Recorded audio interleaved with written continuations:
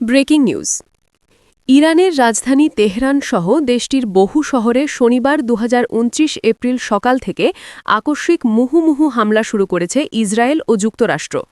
দেশ দুইটির যৌথ হামলায় ইরানের সর্বোচ্চ নেতা আয়াতুল্লাহ আলী খামেনি নিহত হয়েছেন। সেই সঙ্গে ইরানের শীর্ষ আরও অনেক নেতা ও কমান্ডার নিহত হয়েছেন। এমন পরিস্থিতির মধ্যে চাঞ্চল্যকর রিপোর্ট প্রকাশ করেছে প্রভাবশালী মার্কিন সংবাদ মাধ্যম দ্য ওয়াশিংটন পোস্ট এবং বার্তা সংস্থা রয়টার্স।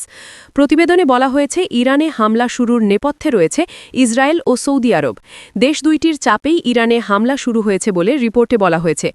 রয়টার্স বলছে, ইরানে হামলা না করার জন্য সৌদি যুবরাজ প্রকাশ্যে কূটনীতিকে সমর্থন দিতেন এবং বলতেন তেহরানে হামলা চালানোর জন্য সৌদির ভূখণ্ড ব্যবহার করা যাবে না। কিন্তু মার্কিন প্রেসিডেন্ট ডোনাল্ড ট্রাম্পের সঙ্গে কথা বলার সময় ইরানে হামলা নিয়ে ভিন্ন কথা বলতেন সৌদি যুবরাজ। তিনি ট্রাম্পকে সতর্ক করতেন, ইরানে হামলা চালাতে যুক্তরাষ্ট্র পদক্ষেপ না নিলে পরিণতি খারাপ হবে। দুইটি সূত্র রয়টার্সকে জানিয়েছে, ইরানে হামলা শুরুর কিছুক্ষণ আগে খামেনি নিরাপদ একটি স্থানে তার দুই সিনিয়র উপদেষ্টা আলী লারিজানি এবং আলী শামখানির সঙ্গে বৈঠক করছিলেন।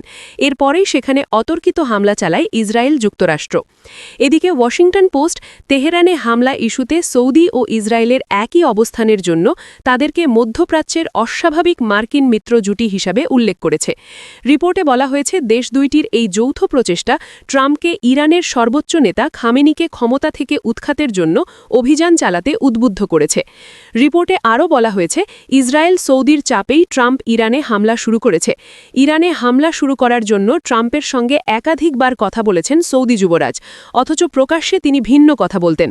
যুবরাজ সালমান ইরানের প্রেসিডেন্ট মাসুদ পেজেশকিয়ানকে বলেছিলেন, তেহরানে হামলার জন্য সৌদি আরব তার আকাশসীমা বা ভূখণ্ড ব্যবহার করতে দেবে না। অন্যদিকে মার্কিন কর্মকর্তাদের যুবরাজ বলতেন, মধ্যপ্রাচ্যের ওয়াশিংটন যদি তাদের উল্লেখযোগ্য সামরিক শক্তি ব্যবহার না করে তাহলে ইরান আরও শক্তিশালী এবং বিপজ্জনক হয়ে উঠবে। গত জানুয়ারিতে যুক্তরাষ্ট্র সফরের সময় যুবরাজের ভাই খালিদ বিন সালমানও মার্কিন কর্মকর্তাদের সঙ্গে প্রাইভেট বৈঠকে একই বার্তা দিয়েছিলেন।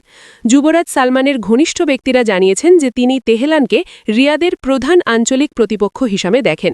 সর্বশেষ ট্রাম্প ঘোষণা দিয়েছেন যে ইরানের সরকার পরিবর্তন না হওয়া পর্যন্ত হামলা অব্যাহত থাকবে।